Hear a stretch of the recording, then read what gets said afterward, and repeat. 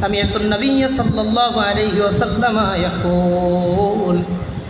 আব্দুল্লাহ ইবনে আমর ইবনুল আস বলেন, আমি নবীজি সাল্লাল্লাহু আলাইহি ওয়াসাল্লামকে বলতে শুনেছি, কাতাবাল্লাহু মাকাদিরাল খালাইকি ক্বাবলা আন ইয়াখলুকাস সামাওয়াতি ওয়াল আরদা বি50 আলফ সানা। আল্লাহ তাআলা মানুষকে দুনিয়াতে সৃষ্টি করার পূর্বে তার প্রত্যেক মানুষের রিজেক কতটুকু হবে, প্রত্যেকের রিজেক আল্লাহ নির্ধারণ করে রেখেছেন।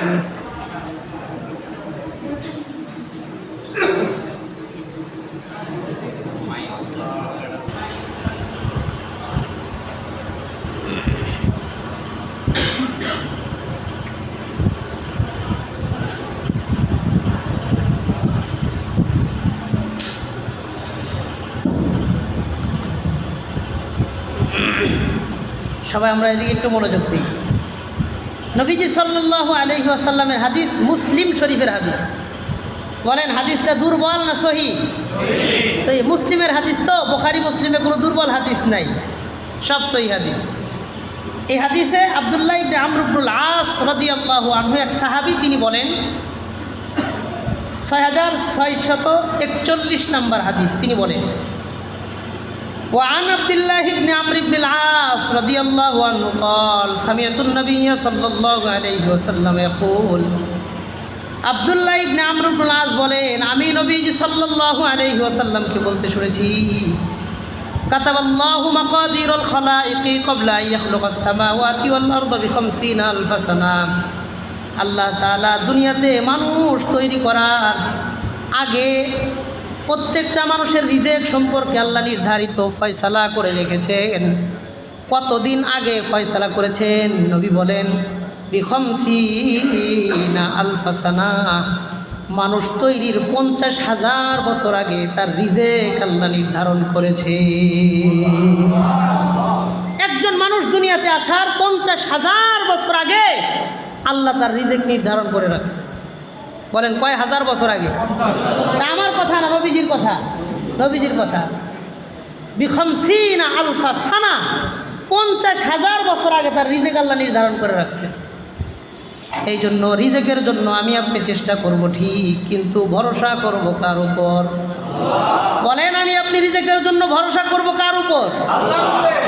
নবীজি সাল্লাল্লাহু আলাইহি ওয়াসাল্লাম তিরমিজি শরীফের একটা হাদিসের মধ্যে বলেন, ওয়ালাউ আনতুম তাতাওয়াক্কালুনা আলাল্লাহি হাক্কা তাওয়াক্কুলিহি, তোমরা যদি আল্লাহর উপরে পরিপূর্ণ ভরসা রাখতে পারো, লা রাযাকাকুম কামা ইয়ারযুকুত তায়র, আল্লাহ যেমন পাখিকে খাবার দেন, তোমাদেরকে পাখির মতনই আল্লাহ খাবারের ব্যবস্থা করবে।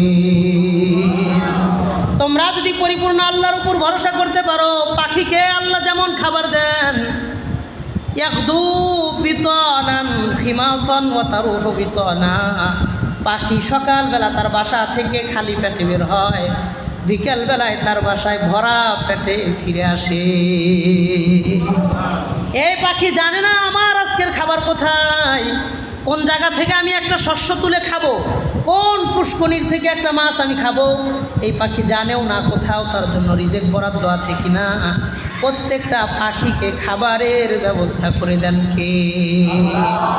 এই জন্য নবীজি দৃষ্টান্ত এবং উদাহরণ দিয়ে বলেন, ওয়ালাউ আনতুম তাতাওয়াক্কালুনা আলাল্লাহি হাক্কা তাওয়াক্কুলিহি, তোমরা যদি আল্লাহর উপরে পরিপূর্ণ ভরসা রাখতে পারো, লা রাযাকাকুম কামা ইয়ারযুকুত তায়র, পাখিকে আল্লাহ যেমন খাবারের ব্যবস্থা করে দেন, তোমাদের রিজেকের ব্যবস্থাও আল্লাহ করে দিবে। আল্লাহ ব্যবস্থা করে দিবেন। পাখির মতন ভরসা করো। আমাকে আপনাকে আল্লাহ পাখির মতন তাওয়াক্কুল করার তৌফিক দান করেন, কোন আমিন। এই জন্য আমরা রিজেক নিয়ে টেনশন করব না, ভরসা করব কার উপর? এই ব্যাপারে যে একটা কথা বলি, আমাকে তো অভিযোগের শেষ নাই, অভিযোগ আর আল্লাহর প্রতি অনুযোগের কোনো শেষ নাই, অথচ ভিতরে শুকরিয়ার কোনো বালাই নাই। শুকরিয়ার ব্যাপক অভাব, অভিযোগের দিক থেকে আমরা সবাই ধনী। অভিযোগের অভাব নাই, কিন্তু শুকরিয়া আমাদের মধ্যে নাই। কথা কর ঠিক কিনা? অভিযোগের অভাব নাই, কিন্তু শুকরিয়া আমাদের মাঝে নাই, আমার মধ্যেও নাই। এই ব্যাপারে আমি আপনাদেরকে একটা দুইটা কথা বলি। একটা কিতাব আছে মাদারিজুস সুলুক বাইনা মানাজিলি ইয়্যাকা না'বুদু ওয়া ইয়্যাকা নাস্তাঈন। এই কিতাবের মধ্যে আল্লামা ইবনু কাইয়িম আল জাওজিয়্যা রাহিমাহুল্লাহ তিনি উল্লেখ করে বলেন, সাহাবায়ে কেরাম তারা আল্লাহর প্রতি কেমন সন্তুষ্ট ছিলেন আর আমরা কোন অবস্থায় আছি, একটা ঘটনা তিনি উল্লেখ করেন। মাদারিজুস সালিকিন বাইনা মানাজিল ইয়্যাকা না'বুদু ওয়া ইয়্যাকা নাস্তাঈন, এটা কিতাবের নাম। এই কিতাবের 2 নম্বর খণ্ডের মধ্যে ইবনু কাইয়িম আল জাওজিয়্যা রাহিমাহুল্লাহ তিনি একজন সাহাবীর কথা এনেছেন। তিনি লেখেন, কানা ইমরান ইবনে হুসাইন উস্তুসকিয়া বাতনুহু, নবীজির একজন বিখ্যাত সাহাবী ছিলেন ইমরান ইবনে হুসাইন। ইমরান সাহাবীর নাম কি? আর সবাই নামটা মুখস্থ করেন, কি নাম? ইমরান। বাবার নাম ছিল হুসাইন, হুসাইন সদ দিয়া। নবীর সাহাবী ইমরান, বাবার নাম হুসাইন। এই সাহাবী অসুস্থ ছিলেন। উস্তুসকিয়া বাতনুহু, তার পুরা শরীরের মধ্যে অসুস্থতা ছড়ায় গেছে। শরীরের মধ্যে যতগুলা রগ আছে, রগের মধ্যে রক্ত থাকে। এই সাহাবীর পুরা শরীরের রগের রক্তগুলা আল্লাহ পানি বানায় দিছে।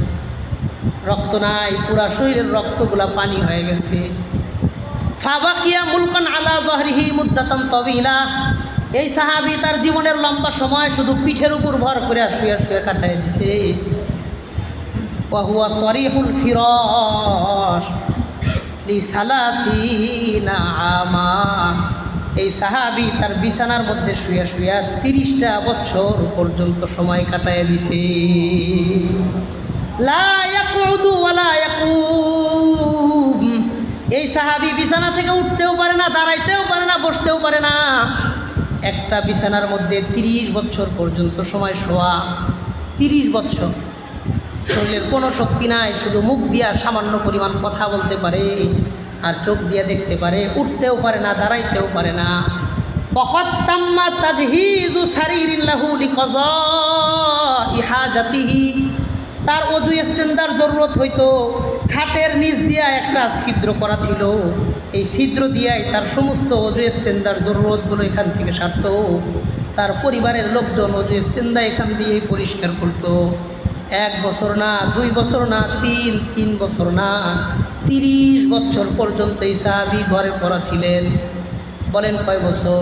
30 বছর। বলেন কষ্টটা কম না বেশি? 30 বছর ঘরে পড়া। লা ইয়াকুমু ওয়া লা ইয়াকউদু, দাঁড়াইতেও পারে না, উঠে বসতেও পারে না। বাল ইয়াতাকাল্লামু ফাকা, শুধু মুখ দিয়ে কথা বলতে পারে, তাছাড়া কোনো কাজ করতে পারে না।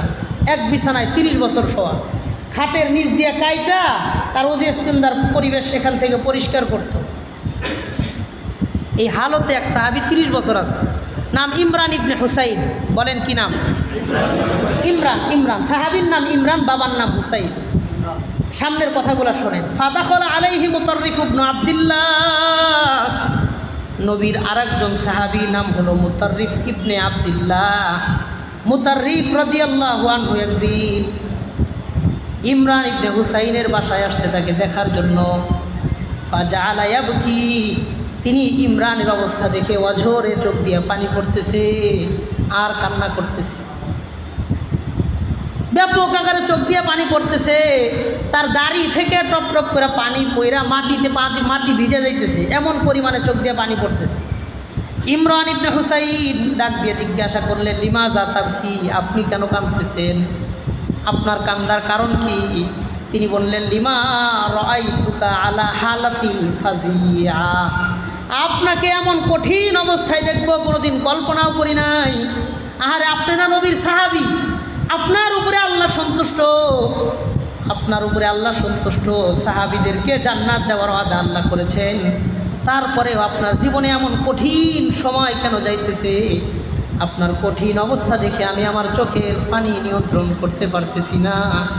এবার হযরতে ইমরান রাদিয়াল্লাহু আনহু তাকে ডাক দিয়ে বললেন, ইয়া আখি লা তাবকি, ভাইজান আপনি কান্না কইরেন না, ভাইজান আপনি কান্না কইরেন না। ইন্না আহাব্বাল আশিয়া ইলা নাফসি আহাব্বুহা ইলাল্লাহ, আল্লাহ তাআলা আমাকে এই অবস্থায় রাখতে চাইছেন, পৃথিবীর মধ্যে আমার কাছে সবচাইতে উত্তম বিষয় হলো যেটা আল্লাহর ফায়সালা, ওই বিষয়টাই আমার কাছে উত্তম। আল্লাহ আমাকে এই অবস্থায় রাখছেন, এটা আল্লাহর ফায়সালা। এই জন্য আমি এই অবস্থায় সাইকাই সন্তুষ্ট। আমার মনে কোনো রকমের কোনো অভিযোগ নাই, আল্লাহর ব্যাপারে আমার কোনো কিছুই বলার নাই। তারপরে মুতাররিফের চোখের পানি বন্ধ হয় না। মানুষ মুখের কথা তো এমন বলবেই, আল্লাহর প্রতি অসন্তুষ্ট হওয়ার কোনো সুযোগ বান্দার নাই। যদি হয় এটা তার ভুল ধারণা, এই বান্দার তো সুযোগ নাই। মুতাররিফ চোখের পানি বন্ধ করে নাই। এবার ইমরান ইবনে হুসাইন মুতাররিফকে ডাক দিয়ে বলেন, ভাইজান আলা উবাশশিরুকা বিশাইইন লাআল্লাল্লাহা ইয়ানফাআকা ওয়াকতুম আলাইয়া হাত্তা আমুত।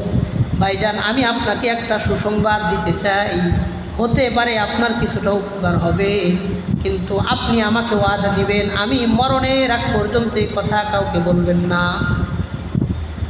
খেয়াল করেন, আমি আপনাকে একটা সুসংবাদ দিতে চাই। ঠিক আছে লাইলেন না, যা আছে ঠিক আছে। আমি আপনাকে একটা সুসংবাদ দিতে চাই, হয়তো আপনার একটু উপকার হবে আমার কথাটা শুই না, কিন্তু একটা ওয়াদা দেন, ওয়াকতুম আলাইয়া হাত্তা আমুত, আমি মরার আগে এই কথা আপনি কাউরে বলবেন না। আচ্ছা ঠিক আছে, আমি কাউরে বলবো না, বলো। ইমরান ইবনে হুসাইন মুতাররিফ ইবনে আব্দুল্লাহকে ডাক দিয়ে বলেন, ইন্নাল মালাইকাতা তাজুরুনি ওয়া তুসাল্লিমু আলাইয়া। ভাইজান আপনি কি জানেন এই অসুস্থতা আমার জন্য আল্লাহর পক্ষ থেকে নিয়ামত, আল্লাহর পক্ষ থেকে শাস্তি না। ভাই কীভাবে বুঝলেন আল্লাহর পক্ষ থেকে নিয়ামত? ভাই রাতের বেলায় সব মানুষ যখন ঘুমায় যায়, ইন্নাল মালাইকাতা তাজুরুনি, শত শত ফেরেশতা আমার বাড়িতে আসে, আমার ঘরে প্রবেশ করে, ওয়া তুসাল্লিমু আলাইয়া ওয়া আনা আসমাউত তাসলিম, আমি ওই ফেরেশতাদের সালাম শুনি। সারা রাত এই ফেরেশতারা আমার খেদমত করতে থাকে, সব ফেরেশতারা আমার খেদমত করে। ওয়া তুসাফিহুনি ইনদা সুবহি, যখন সুবহে সাদিকের সময় হয়ে যায় এই ফেরেশতারা আমার কাছে আইসে হাত মুসাফা করে আর বলে, আজকের মতন যায়, আগামীকাল আবার দেখা হবে। নবীজির দুনিয়াতে লক্ষ লক্ষ সাহাবা ইকরাম ছিলেন। একজন সাহাবী আছেন যিনি ফেরেশতাদেরকে নিজের চোখে দেখছে, ফেরেশতাদের সাথে মুসাফা করতে পারছে। হাদিসের পরিভাষায় তাকে বলা হয় শাবিহুম বিল মালাইকা ওয়া হুয়া আহাদুম মিনাল মালাইকা। সে নিজেই একজন ফেরেশতা। সাহাবীরা মন্তব্য করতেন ও নিজেই একজন সাহাবা, নিজেই একজন ফেরেশতা। বলেন 30 বছর পর্যন্ত তিনি বিছানায় পড়া ছিলেন। এই অসুস্থতা, এই কষ্টের মাধ্যমে আল্লাহ তাআলা তাকে নিয়ামত দিয়েছেন, যেই মর্যাদা আল্লাহ তাকে বাড়াইয়া দিয়েছেন, অন্য কোনো সাহাবীর মর্যাদা আল্লাহ এমন বাড়ান নাই। 30 বছর ঘরে পয়রা কষ্ট করছে। উনি বলেন, হাজিহি নিয়ামাতুন লাইসা নাকমাতুন, এটা আমার জন্য আল্লাহর রহমত, নিয়ামত, এটা আল্লাহর গজব না। তিনি বলেন, আমি আল্লাহর ফয়সালায় সন্তুষ্ট। 30 বছর ঘরে পয়রা ছিলেন, তারপরেও বলছেন আল্লাহর ফয়সালায় সন্তুষ্ট। আর আমরা 1 মাস 30 দিন হাসপাতালে থাকলে আমাদের অভিযোগের কোনো শেষ নাই। কথা বলেন ঠিক কিনা? আল্লাহর একজন বুজুর্গ ছিলেন দুনিয়াতে, ইব্রাহিম ইবনে আদহাম। প্রথমে বাদশাহ ছিলেন, পরবর্তীতে সন্ন্যাসী হয়েছেন, বুজুর্গ হয়েছিলেন। ইব্রাহিম ইবনে আদহাম সম্পর্কে আস-সাইর ওয়াস সুলুক ইলা মালিকিল মুলুক একটা কিতাব আছে। এই কিতাবের মধ্যে তার ছোট্ট একটা কথা উল্লেখ আছে।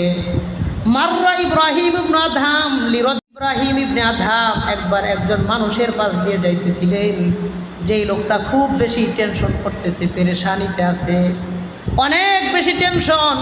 এমন একজন টেনশনগ্রস্ত মানুষের পাশ দিয়ে ইব্রাহিম ইবনে আদহাম যায়। যাওয়ার পরে বলে, তোমার কি টেনশন, মন কেন খারাপ?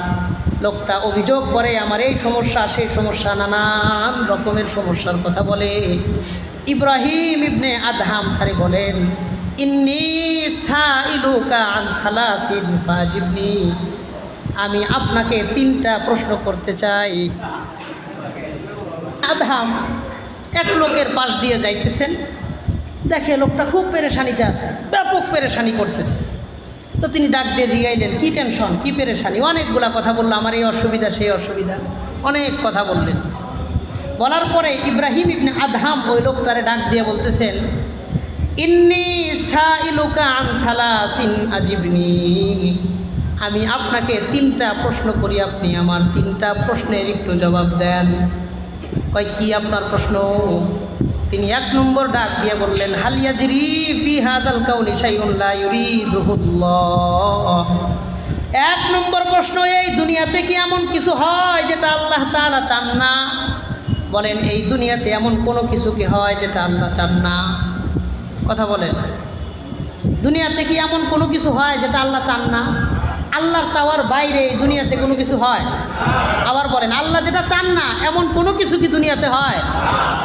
ইব্রাহিম ইবনে আদহাম এই লোকটার ডাক দিয়ে বললেন, হাল ইয়াজরি ফি হাযাল কাউনি শাইউন লা ইউরিদুহুল্লাহ, দুনিয়াতে আল্লাহর ইচ্ছার বাহিরে কি কোনো কিছু হয়? 2 নম্বর তিনি ডাক দিয়ে বললেন, আয়ানকুসু মিন রিজকিকা শাইউন কদ্দারাহুল্লাহ, তোমার রিজেক আল্লাহ যতটুকু দুনিয়াতে নির্ধারণ করেছেন, তোমার রিজেক থেকে কি সামান্য রিজেক কম হয়ে যাওয়ার সম্ভাবনা আছে কিনা? 3 নম্বর প্রশ্ন করলেন, আয়ানকুসু মিন আজালিকা লাহজাতুন কদ্দারাহুল্লাহ, তোমার হায়াত যেটা আল্লাহ নির্ধারণ করেছেন ওই হায়াত থেকে সামান্য পরিমাণ সময় কম হয়ে যাওয়ার সম্ভাবনা আছে কিনা? 3টা প্রশ্ন করলেন। 1 নম্বর, এই দুনিয়াতে এমন কোনো কিছু কি হয় যেটা আল্লাহ চায় নাই? 2 নাম্বার, তোমার রিজেক থেকে কি সামান্য কোনো কিছু কমার সম্ভাবনা আছে? 3 নাম্বার, তোমার হায়াত যতদিন আল্লাহ নির্ধারণ করেছেন এই হায়াত থেকে সামান্য সময় কি কম হওয়ার সম্ভাবনা আছে? লোকটা 3টা প্রশ্নের একটা উত্তর দিয়া বললেন, লা, আপনি যে 3 প্রশ্ন করেছেন একটাই উত্তর, আমার হায়াত থেকেও সামান্য সময় কমবে না, আমার নির্ধারিত রিজেক থেকেও সামান্য সময় কমবে না। আল্লাহর ইচ্ছার বিরুদ্ধে বাহিরে দুনিয়াতে কোনো কিছু হয় না। তখন ইব্রাহিম ইবনে আদহাম তাকে ডাক দিয়ে বললেন, ফাআলা মাল হাম্মু ইদা, তাহলে বলো তোমার দুনিয়াতে টেনশন কিসে? তোমার রিজেকটা আল্লাহর পক্ষ থেকে নির্দিষ্ট, তোমার হায়াতটা আল্লাহ তাআলা নির্ধারণ করে রেখেছেন, আল্লাহর ইচ্ছার বাহিরে দুনিয়াতে কোনো কিছু হয় না। এই 3টা বিষয় যদি তুমি নিশ্চিত হতে পারো, দুনিয়াতে তোমার টেনশন করার প্রয়োজন নাই। আমার রিজিক আল্লাহ আমার জন্মের দুনিয়াতে আসার 50,000 বছর আগে নির্ধারণ করে রেখেছেন, এটা নিয়ে আমার আপনার কোনো পেরেশানি টেনশন করার কোনো প্রয়োজন আছে? না, কোনো প্রয়োজন নেই। মানুষের কাছে বলারও কোনো প্রয়োজন নেই। হ্যাঁ, বিপদ আপদ আমাদের জীবনে আসবে, বিপদ আপদ আসবে, ওই বিপদের কারণে যতটুকু মন খারাপ করার, মানুষ হিসেবে কষ্ট লাগার লাগবে। মানুষের তবিয়ত হলো ভালো জিনিস পাইলে আনন্দিত হয়, কষ্ট পাইলে কষ্ট লাগে, খারাপ লাগে, স্বাভাবিক। নবীজি সাল্লাল্লাহু আলাইহি ওয়াসাল্লামের জীবনে এমন হয়েছে, এক কাফের ছিল, নাম ছিল ওয়াহশী। তার দ্বারা আল্লাহ দুনিয়াতে এমন একটা গুনাহ করাইছে, অন্যায় করাইছে, এই অন্যায় দুনিয়াতে অন্য কোনো কাফের দ্বারা আল্লাহ করাই নাই। কিসমত ভালো, একে পরবর্তীতে আল্লাহ হেদায়াত দিয়েছেন, তিনি কালেমা পড়ে মুসলমান হয়ে গেছেন। ওয়াহশী, বলেন নাম কি? ওয়াহশী। ওয়াহশী উহুদের যুদ্ধে, হযরত ওয়াহশী রাদিয়াল্লাহু আনহু তখন তিনি মুসলমান হন নাই। উহুদের যুদ্ধের ময়দানে নবীজি সাল্লাল্লাহু আলাইহি ওয়াসাল্লামের চাচা হযরত হামজা রাদিয়াল্লাহু আনহু তার দেহটাকে শহীদ করার পরে 7টা টুকরা করছে। 7 টুকরা করে বুকের মাঝখান দিয়ে বডিটা ফাইরা নবীজির চাচার কলিজাটা টাইনা বাইর করে ওই কাঁচা কলিজা নিজের দাঁত দিয়া চাবায়া চাবায়া খাইছে। এমন নির্মম কঠিন ভয়ঙ্কর আচরণ করেছে। হযরত ওয়াহশী হযরত হামজা রাদিয়াল্লাহু আনহুর চোখ দুটো উঠায় ফেলাইছে, বুকের উপরে পাড়া দিয়া জিহ্বা টান দিয়ে বের করে গোড়া থেকে জিহ্বাটা কাটছে। এই জিহ্বাটারে 40 টুকরা কইরা উহুদের ময়দানের মধ্যে ছিটাইয়া দিছে। এমন কোনো নির্মম আচরণ করা হয় নাই যেটা হযরত হামজার সাথে হয় নাই। মুসলাহ একটা শব্দ, তার লাশটাকে টুকরা টুকরা করেছে, চোখ উঠায় ফেলাইছে, দাঁতগুলা টাইনা উঠাইছে, কলিজা বুক ফাইরা কলিজা কাঁচা কলিজা বের করে দাঁত দিয়া টাইনা টাইনা খাইছে। এমন কঠিন নির্মম আচরণ করেছে। পরবর্তীতে এই ওয়াহশী একদিন নবীজির কাছে এসে বলে, আমার জীবনে এমন একটা অন্যায় আমার দ্বারা হয়েছে যা দুনিয়ার কোনো মানুষের দ্বারা এমন অন্যায় হয় নাই। আমি যদি এই মুহূর্তে আপনার হাতে হাত রেখে কালিমা পড়ে মুসলমান হয়ে যাই, আমার এই অন্যায়টা আল্লাহ মাফ করবেন কিনা? নবীজি বললেন, হ্যাঁ, তুমি যদি এই মুহূর্তে কালিমা পড়ে মুসলমান হয়ে যাও, তোমার ইতিপূর্বের সমস্ত গুনাহ খাতা আল্লাহ মাফ করে দিবে। সাথে সাথে ওয়াহশী বললেন, ইয়া রাসূলুল্লাহ, আমি আর একটা সেকেন্ড দেরি করতে চাই না, আপনি হাত দেন, আপনার হাতে হাত রেখে আমি কালিমা পড়ে মুসলমান হয়ে যেতে চাই। নবীজি কালিমা পড়ায় মুসলমান বানাইলেন। গোসল টোসল করে ওয়াহশী আসলো। ওয়াহশী রাদিয়াল্লাহু আনহু আসলেন। নবীজি মসজিদে নববীর মধ্যে সাহাবায়ে কেরামদেরকে ভাষণ দিতেছিলেন, বক্তৃতা করতেছিলেন, কথা বলতেছিলেন। হযরত ওয়াহশী নবীজির সামনে গিয়ে বসলেন। কিন্তু নবীজি তো মানুষ, আমরা যেমন মানুষ, ভালো জিনিসে আমাদের মন আনন্দিত হয়, খারাপ জিনিস দেখলে আমাদেরও কষ্ট লাগে। নবীজি যখন ওয়াহশীর চেহারাটা দেখছেন, সাথে সাথে তার চাচার কথা মনে হয়েছে। আহারে, এই ওয়াহশী আমার চাচার বুকের উপর পাড়া দিয়া বুকটারে ফেরে কলিজাটারে টাইনা বাইর করে কাঁচা কলিজা চাবায়া চাবায়া খাইছে, জিব্বাটারে 40 টুকরা কইরা উহুদের ময়দানের মধ্যে ছড়াইয়া দিছে, যেন হামজার জিব্বাটা কেউ একসাথে দেখতে না পারে। নবীজির চাচার কথা মনে হয়ে মনটা বড় বিষণ্ণ খারাপ হয়ে গেছে। হযরত ওয়াহশীকে ডাক দিয়ে বললেন, ইয়া ওয়াহশী, হাল তাস্তাতিউ আন তুগাইয়িবা ওয়াজহাকা আন্নী। ওয়াহশী, তুমি কি পারবা তোমার চেহারাটা আমার কাছ থেকে গায়েব রাখতে, দূরে সরায় রাখতে? আমি চাই আমি জীবদ্দশায় তুমি কোনোদিন আমার সামনে আসবা না। এখানে একটা বিশাল প্রশ্ন, আল্লাহ যদি তার গুনাহ মাফ করে দিতে পারেন, তো নবীজির মাফ করতে সমস্যা কোথায়? তার যে একটা নির্মম ঘটনা ঘটছে, হযরত হামজাকে নির্মমভাবে শহীদ করে নির্মম আচরণ করছে, চোখ উঠাইছে, জিব্বা টাইনা বাইর করে কাটছে, কলিজা চাবায়া কাঁচা কলিজা চাবায়া নির্মম ব্যবহার করেছে, এই ঘটনা কি আল্লাহ কালিমার দ্বারা মাফ করে দেন নাই? দিছে। নবীজি এই কথা কেন বললেন? এই হাদিসের ব্যাখ্যায় মুহাদ্দিসিন কেরাম ফথুল বারী, বুখারীর একটা সরা আছে, ইবনু হাজার আসকালানী রাহিমাহুল্লাহ, তিনি বলেন, ওয়া হুয়া বাশারুন, আমাদের নবী ছিলেন একজন মানুষ। লা ইস্তাতিউ আন ইয়াখরুজা মিন কুফজাতিল বাশারিয়া, মানবিক গুণ থেকে তিনি পবিত্র নয়। মানুষ এই জন্য তার ক্ষুধা লাগে, মানুষ এই জন্য তাকে ঘুমাইতে হয়, মানুষ এই জন্য তাকে গোসল করতে হয়, এই জন্য তাকে হাট বাজারে যাইতে হয়। তিনি যেহেতু মানুষ ছিলেন, চাচার কথা মনে হওয়ার কারণে মন খারাপ হওয়া, চাচার জন্য মনে ভালোবাসা জাগা, বলেন অসম্ভব না সম্ভব? অস্বাভাবিক কিছু না, এটা স্বাভাবিক, চাচার জন্য মায়া লাগবে। হযরত ওয়াহশী রাদিয়াল্লাহু আনহু যতদিন নবীজি জীবিত ছিলেন, কোনো দিন আর সামনে বৈশা বয়ান শোনেন নাই। সব সময় তিনি নবীজির পিছনে বৈশা বৈশা বয়ান শুনতেন। নিজের চেহারাটারে কোনো দিন নবীর সামনে পেশ করেন নাই। নবীজি যখন ইন্তেকাল হয়েছে, ওয়াহশীর মনটা খারাপ। আমি নবীজির সামনে থেকে জানাজায় শরীক হতে পারে নাই, পিছনের কাতারে ছিলেন। মনে একটা কষ্ট, আমি যে অন্যায় করেছি আল্লাহ মাফ করে দিয়েছেন, কিন্তু নবীজির প্রতি আমার যে ভালোবাসা, নবীজির হয়তো অন্তরে আমার জন্য ওই পরিমাণ ভালোবাসা ছিল না। নবীজির ইন্তেকালের পরে একজন লোক নবী দাবি করেছিল, মুসাইলামাতুল কাজ্জাব। নবীজির পরে সে নিজেও আবার নবী দাবি করেছে। এই ওয়াহশী যেভাবে হযরত হামজা রাদিয়াল্লাহু আনহুকে হত্যা করেছিল, শাহাদত বরণ করেছিল, ওইভাবেই ওই মুসাইলামাতুল কাজ্জাবকেও হত্যা করেছে। এই রকম নির্মম আচরণ তার সাথে করেছে। ওই দিন হযরত ওয়াহশী 2 হাত আসমানের দিকে উঠায় বলে, আল্লাহ, আমার দিল সাক্ষী দিতেছে, আজকে যদি নবীজি দুনিয়াতে জীবিত থাকতেন, তার চাচাকে হত্যা করার কারণে তিনি যেই পরিমাণ মন খারাপ করেছিলেন, একজন নবী দাবিদার ব্যক্তিকে আমি হত্যা করার কারণে আমার প্রতি তিনি খুশি হয়ে যাইতে। আগে একটা কষ্টদায়ক কাজ আমার দ্বারা হয়েছে, আজকের এই কাজ যদি নবীজি দেখতেন যে নবী দাবি করছে, নবীর পরে তাকে নির্মমভাবে আমি হত্যা করেছি, কল্লা উড়াইয়া ফেলাইছি, নবী এটা দেখে দিল থেকে আমার জন্য দোয়া করতেন আর খুশি হয়ে যেতেন। তো মানুষ হিসেবে আমার আপনার যদি বিপদ আপদ আসে, তো আমাদের বিপদ আপদেও মন খারাপ হবে। তবে এই বিপদটাকে নিজেকে এখানেই শেষ করে দেওয়া যাবে না, আল্লাহর প্রতি নৈরাশ্য ভাব নিয়ে আসা যাবে না। মুমিন তার বিপদের মধ্যেও ভরসা করবে কার উপর? আমরা বিপদের মধ্যে আল্লাহর কাছে অভিযোগ বেশি দায়ের করি, কিন্তু শুকরিয়া আদায় করি না। এই যে আজকে এই মাসের 29 তারিখ, এই মাসের 19 তারিখে আমি একটা প্রোগ্রাম গিয়েছিলাম চাঁপাইনবাবগঞ্জ। এই মাসের 19 তারিখ, আজ থেকে 10 দিন আগে, চাঁপাইনবাবগঞ্জ ভোলাহাট থানা, একদম বর্ডার এলাকায়। চাঁপাইনবাবগঞ্জ থেকেও 2 ঘন্টার মতন সময় লাগে,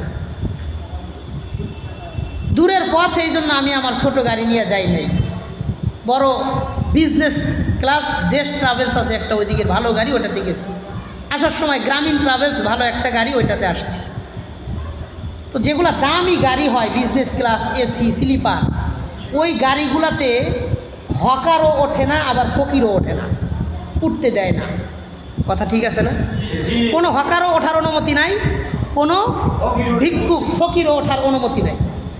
তো জিজ্ঞেসি বয়ান শেষ করছি, ফজরের পরে প্রথম টিপ 7:30টা গ্রামীণ ট্রাভেলস চাঁপাইনবাবগঞ্জ থেকে আমি উঠছি। 8টা-9টার দিকে এই গাড়ি আসছে নাটোর বনপাড়া স্ট্যান্ডে। বনপাড়া আপনারা সবাই চেনেন। বনপাড়া স্ট্যান্ডে যখন গাড়িটা দাঁড়াইছে, আমি সিটগুলা ভাঙ্গিয়া মোটামুটি শোয়ার মতো অবস্থা, টুপি খুইলা পকেটে রেখে একটু ঘুমাইছি।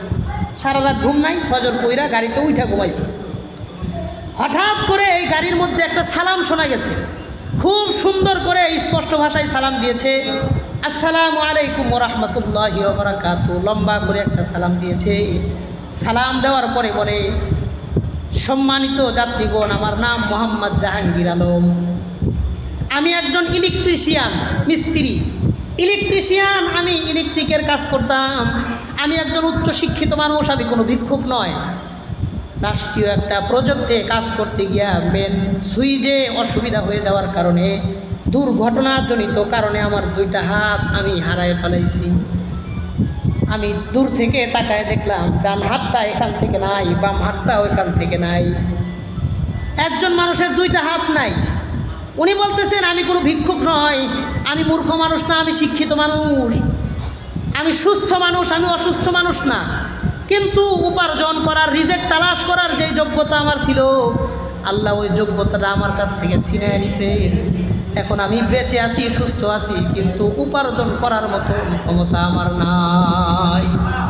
আমার এই অবস্থার উপর যদি আপনাদের সামান্য পরিমাণ দয়া হয়, একটু যদি দয়া আমার উপরে হয়, আমার পরিবার আছে, বিবি বাল বাচ্চা আছে, মা বাবা আছে, তাদের জন্য আমার প্রতি আপনাদের সাধ্য মোতাবেক সামর্থ্যের হাতটুকু বাড়াবেন।